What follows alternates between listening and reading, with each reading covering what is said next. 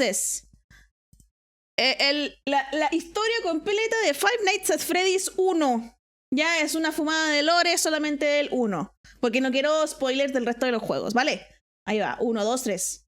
Here, and in today's video, we begin a new series on the channel as we return to the world of Fazbear Entertainment with a look at the history behind each and every mainline Five Nights at Freddy's game. Last year, I put together a detailed rundown of the animatronics inhabiting Scott Cawthon's terrifying yet captivating universe, and now we turn to the games themselves. Each episode will look at a particular game, in this case the original FNAF, and then touch on the following associated elements: development history, story and gameplay, and finally, Easter eggs and secrets. Along the way, I'll also sprinkle in a few interesting trivia facts too. This will be a basic template for each episode of the series as we cover everything from the original FNAF all the way up to Security Breach when it arrives later this year. So sit back, relax, and let's travel back in time to the year 2014 when a horror game legend was born. ¿Cómo comenzó todo? A ver. In order to understand how Five Nights at Freddy's came to be, we first need to understand why. Scott Cawthon is the creator and mastermind behind the entire franchise. Qué tiernito que Scott. Tiene una cara como de un huevón como que es muy chill. Siento que compartiría un porro con sus amigos así de chill. Often working on independent games with wholesome family-friendly values. In fact, Cawthon's very first game was a project affectionately titled Doofus, which he made as a teenager in the early 90s. Believe it or not, this colorful parece como los juegos que me pedían hacer en la clase de computación. The same game engine as FNAF would eventually adopt itself. Está en Fusion, It was known as Click and Play. From this kooky dino shooter, Scott would eventually move on to a series of games created via the use of pre-rendered visuals. These include Chipper & Sons Lumber Company and Desolate Hope, both of which were criticised for containing creepy animatronic-esque character designs despite being aimed at children, especially true in the case of Chipper. Fun fact, Scott Cawthon created over 60 games before finally hitting mainstream popularity and acclaim with the Five Nights at Freddy's franchise, which he has focused on ever since. So you could say by this point he had well and truly honed his craft. Now, while these early days of struggling to create a successful game series may have looked bleak for Scott, the criticism he received about the rather creepy animations for his character renders in Chipper & Sons were in fact what led to FNAF's creation. Scott was reportedly game creation altogether, but decided to turn the criticism to his advantage and play to his strengths. He would create a game where family-friendly mascots turned evil and scary animations were essential, dipping his proverbial toe in the waters of a genre he'd previously shied away from: horror games. Hence the birth of Five Nights at Freddy's and its cast of terrifying animatronics. Fue astuto, literalmente le dijeron fea tu wea y yo dije bueno, dale, voy a hacer todo feo. Stonks, procedas a ser multimillonario. But was cancelled soon after. Perhaps as Scott realised he could get the game made with his own budget. But a fun fact is, before removing this funding campaign, it did reveal an interesting tidbit about the central antagonist Freddy Fazbear. He was originally called Freddy Bear, a play. Se llamaba Freddy Bear. Alongside the Steam Greenlight page and Kickstarter, a trailer was also launched over on Scott's YouTube channel to give players a sneak peek at the concept for the game. Check it out. El primer trailer.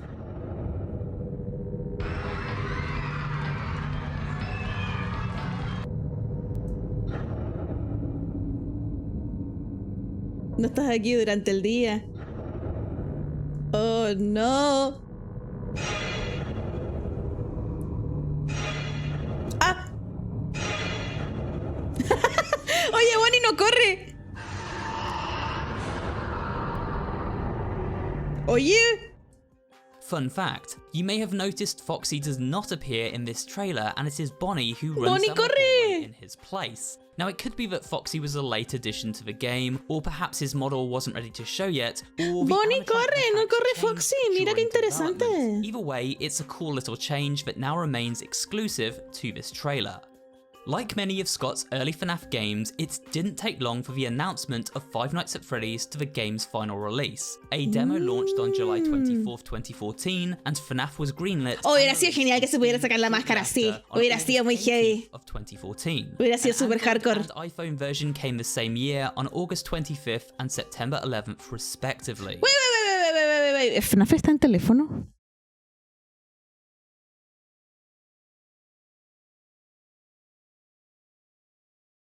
Eso explica por qué a tantos niños le gusta. Ah, bueno. The game opened to massive success, becoming an internet phenomenon, and this was in some part due to the overwhelming support from the YouTube community. Notable playthroughs from creators such as Markiplier and PewDiePie added to the game's initial traction, and over the following years, FNAF transitioned from cult indie classic into one of the most popular horror game series of all time.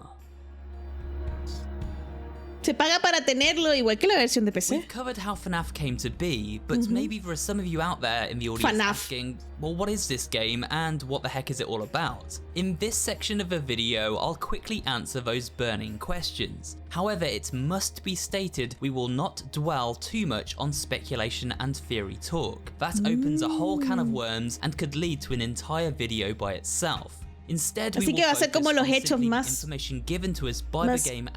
legítima que viene, no hay especulación.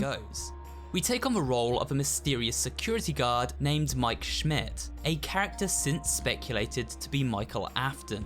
This information is given to us upon the completion of the game, where we see a paycheck featuring said name. Fun fact, the amount on this payslip roughly corresponds to the going rate of pay back in 1993.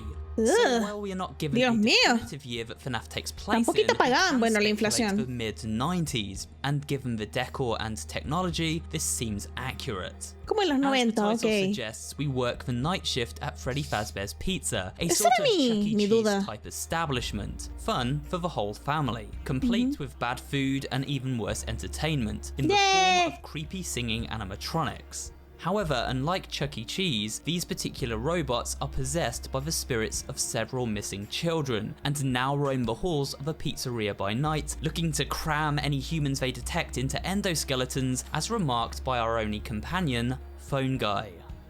So just be aware, the characters do tend to wander a bit. They're left in some kind of free roaming mode at night. Something about their servos locking up if they get turned off for too long.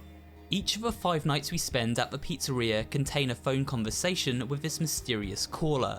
Me pregunto quién será. Jolly enough, but eventually devolve into something far more sinister and creepy. Hey, do me a favor. Maybe sometime you could check inside those suits back there. You know. Oh no. Oh no. Oh no. Oh no! Phone Guy is actually voiced by creator Scott Cawthon himself, and appears in several FNAF games, as we will see as the series continues. Es la voz de Scott, no tenía idea. About Phone Guy, other than he is also an employee of Fazbear Entertainment, and seems to meet a sticky end before our arrival. The rest of the story is pretty vague, and this has led to the creation of many fan theories which attempt to explain what exactly is happening here. We now know the missing children referenced by newspaper clippings throughout the game were abducted and killed within the backroom of the pizzeria by William Afton, the man who designed and built the animatronics their spirits now possess. Ok, entonces, básicamente los niños fueron matados en la parte de atrás de la pizzería en algún punto y el huevón que hizo los animatrónicos tiene que ver. Okay. Afton hid the bodies of his victims inside these suits, causing the children to bond with their animatronic coffins and then haunt the building by nightfall. Los metieron adentro. So the objective is to survive 5 nights, with each becoming progressively harder to see through. Night shifts begin at midnight and end at 6 AM. Successfully finishing a night results in the following sequence.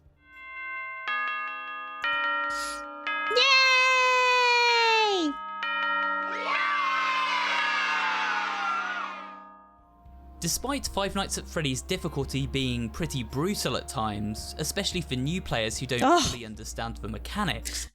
Brutal is the best definition. Dios mío, que fue difícil este puto juego. Ay, y ni siquiera por dificultad como tal, sino por las seeds y por la IA que tenían. Dios mío, qué dolor de huevos terminármelo. Fue muy difícil. The basic gameplay loop is very simple.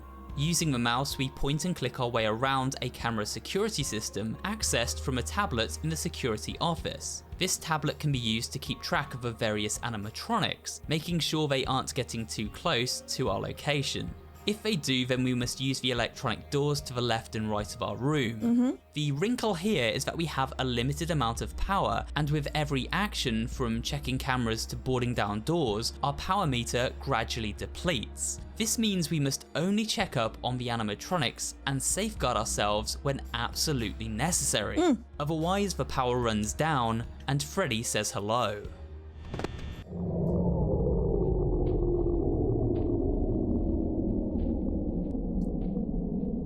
Y Freddy.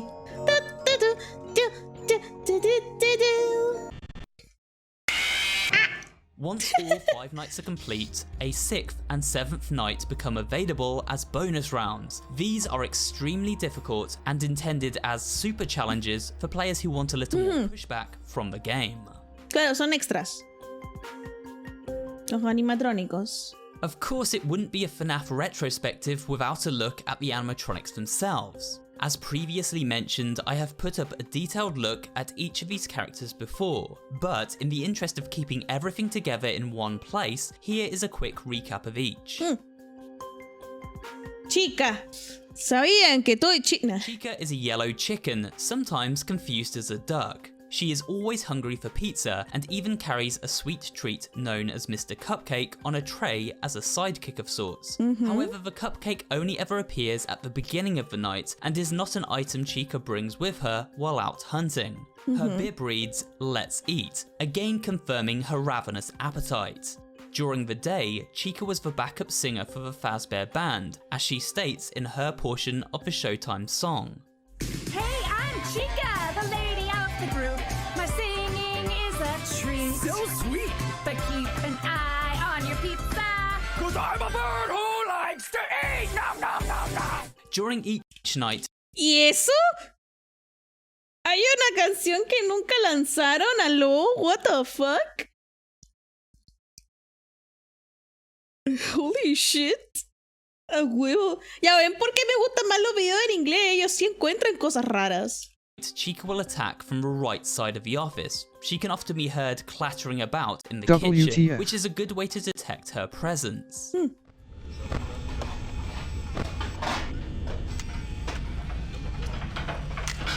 If we allow Chica to reach the office and don't close the door before referencing our camera once more, then the following jump scare plays out. In terms of her origins, What the Chica's fuck? design seems to be inspired by Chuck E. Cheese mascot Helen Henny. Ya veo por qué le decían, Dios mío. Ya veo por qué dan miedo, concha de su madre. ¿Qué es eso? Hermano, si es que esa cuestión me dice feliz cumpleaños, yo me pongo a llorar y luego le pido el traje. Henny. This makes sense, as the restaurant chain was a known influence for the FNAF games, and so their characters naturally feed into this. Both Helen Henny and Chica are backup singers in their respective bands. Some have also concluded that Chica may have taken design cues from an early McDonald's character called Birdie the Early Bird. There is certainly a similarity for sure. Another inspiration which seems very plausible is the character of Chica from The Chica Show, who is also an overtly happy yellow chicken. She is not very overtly happy though. Bonnie is a purple rabbit who, despite the name, is indeed male. As you can see, Una pregunta, chat. Bonnie is Se supone que los animatrónicos tienen como... ¿Qué creen ustedes? ¿Son full de metal o tienen una cobertura como de alfombra? ¿Qué creen ustedes? Porque yo siento que tienen como una cobertura como de alfombra, pero que están hechos como de metal. Tienen como una piel, ¿no? Endoesqueleto de metal tienen adentro. Pero luego de jugar el 2, sentí la forma en que la persona que está, el guardia que está ahí sentado, tú te pones la cara de Bonnie, creo que es la cara de Bonnie la que te pones, suena como goma eva. Suena como espuma. Si es que te lo pones en la cara. Claro, los de System Location son más plásticos, pero estos serán... Tienen como felpa afuera. Es de Freddy. Bueno, ya, pero el punto es que el material... El material es como... Entonces, ¿por qué Bonnie no tiene cara?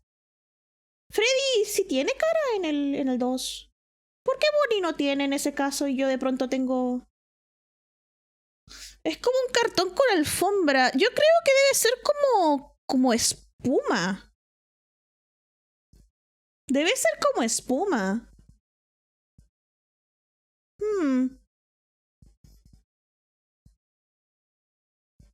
Sí, porque yo sé que varias personas creen que son full de metal y que el metal está como corroído. Y otras personas que es como espuma. Y la parte de adentro del endoesqueleto es metal.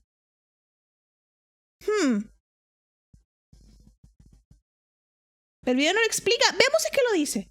Is a purple rabbit who, despite the name, is indeed male. As you can see from his instrument of choice, Bonnie is band guitarist and proclaims as much in his Showtime song. Bonnie's my name, I'm hopping along with floppy ears and a cottontail.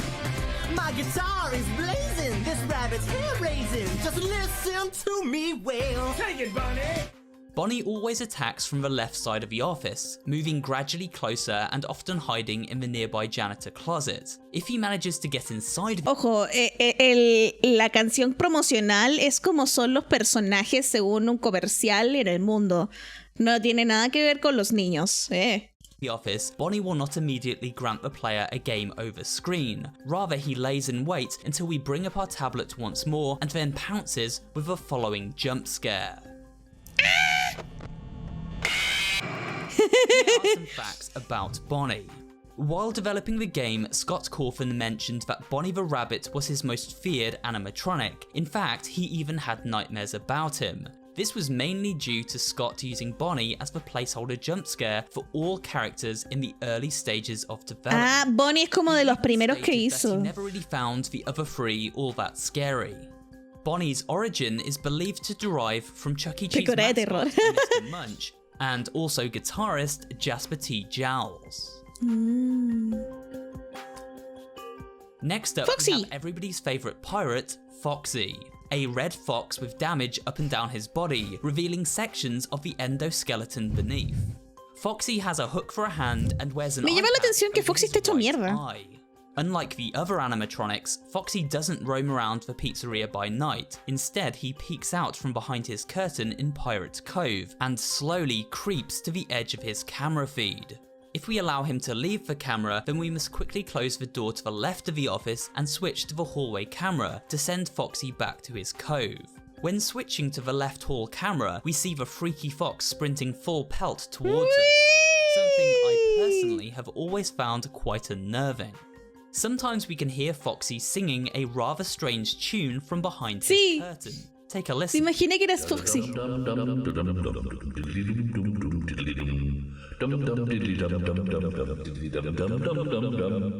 It is unknown why this singing occurs, making it all the more unsettling. Here are some Foxy facts. Déjenlo cantar, no es tan Foxy was in terrible. large part a creation of one of Scott's children. According to one of Scott's sons, Foxy was created during a road trip to visit family in New York. Scott would ask his children for input into the character designs to add a little extra spookiness to them. Scott also added to these comments by suggesting the reason why Foxy's body is so torn up was due to him being hard to model on a bumpy car ride. Who knows if this is true or simply a joke, but it's undeniable that Foxy's origins are interesting. ¡Qué tiernito! Está todo roto porque le costaba dibujarlo en el auto. Lo voy a adorarle. Foxy is also the only character in FNAF history to date to not jump scare the player by attacking Foxy, directly esta la into zorra mis camera, piezas. instead appearing in the doorway. In terms of inspiration, 3 characters often attributed to Foxy's design are Chuck E. Cheese character Foxy Colleen, Showbiz Pizza Place's Rolf de Wolf, and, most notably, the dastardly Foxy Loxy from Disney's 1943 short animation Chicken Little. The 4th animatronic is of course Freddy Fazbear himself, star of the show at Freddy Fazbear's Pizza. Me gusta bastante el diseño de You Freddy. can hear Freddy making spine-chilling laughing sounds.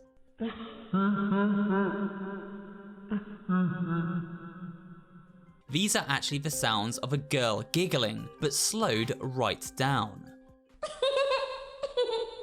Freddy becomes active from night 3 onwards, and it is imperative we keep our camera on him as often as possible. This is because Freddy can only move when we aren't looking at him, so regularly checking the camera feed is a good igual que way Foxy, to hold sí. him back. If Freddy reaches the hallway outside of our office, he will never leave, meaning we must now keep the doors closed from this point on, and most times this results in the power failing and a game over occurring. Freddy greeting us with the following scare. There are several fun facts about Freddy Fazbear, so let's list off a few quickly. The music we hear while Freddy patrols is a rendition of George Bizet's Toreador song from the opera Carmen.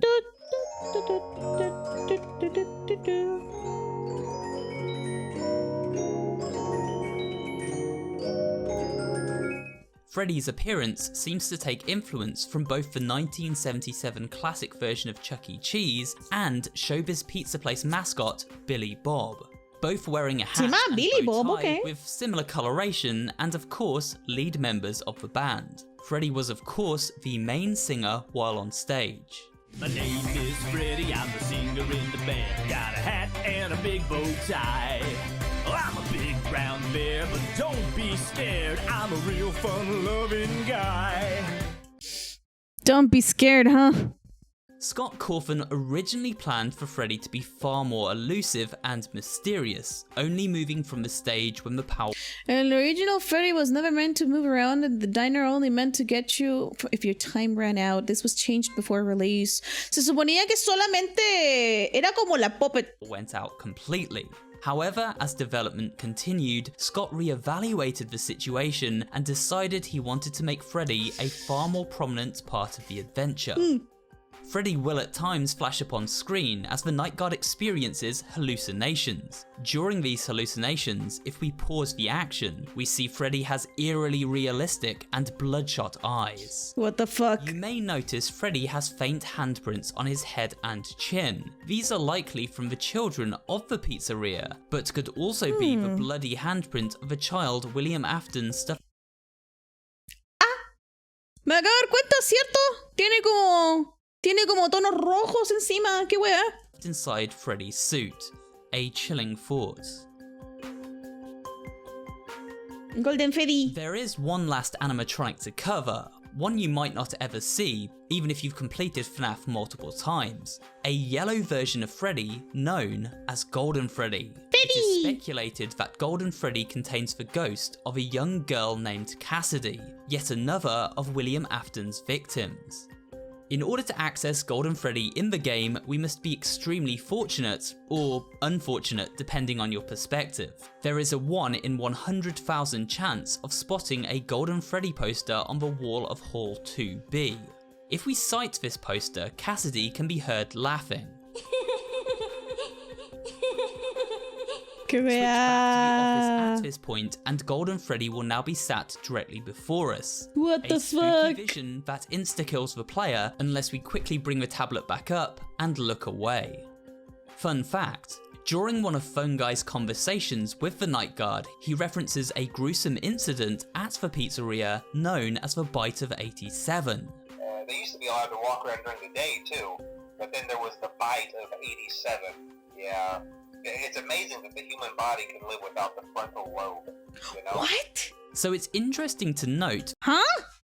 Without the frontal what the fuck? that if we input the AI levels to 1987 on night 7, then Golden Freddy will jump scare us and crash our game.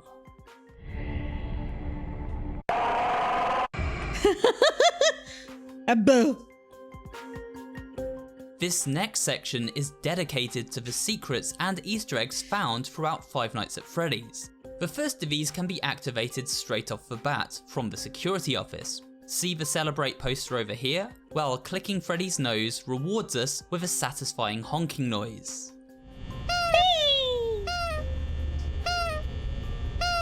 When switching to camera 5, the employees only room, there is a 1 in 20 chance of the animatronic heads and endoskeleton all staring ominously into camera. Ah, sí, creo que me pasó una vez mientras estaba jugando. 1A, the animatronic stage, at the beginning of each night, a rare instance sometimes triggers where all three robots Esto me pasó, me dio mucha cosa. watching them and gaze right back at us. Weón, esto me dio mucho miedo. Every now and again, when switching to certain cameras in the hallways of the pizzeria, phantom posters will sometimes appear.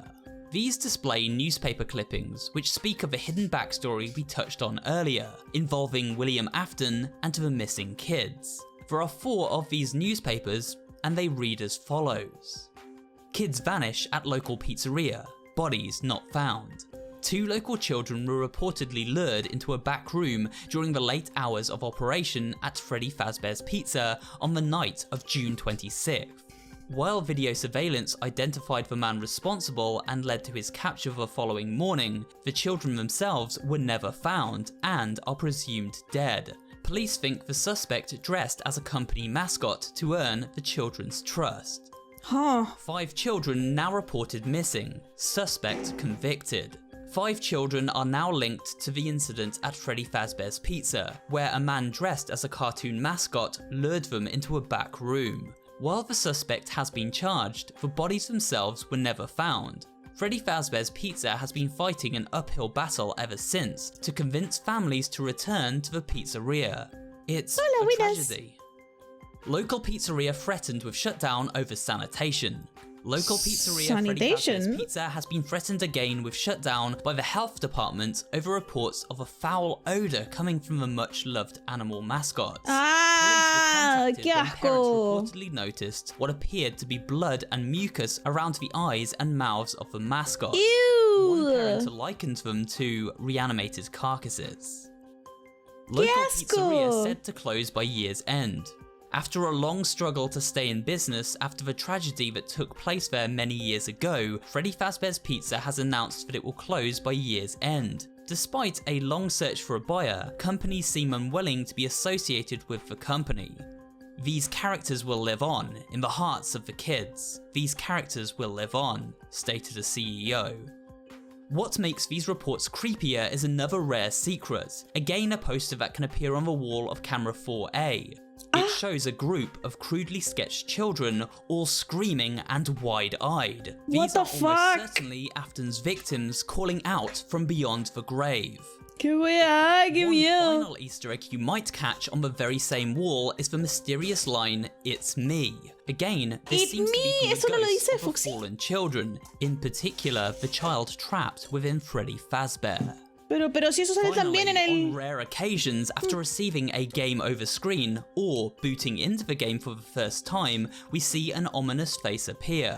The face belongs to Bonnie and sits on our screen for approximately 10 seconds before the eyes eventually light up. We then find ourselves back at the main menu. What the fuck? This super creepy Easter egg is randomly generated and has only a 0.1% chance of appearing. ¿Qué pasó después?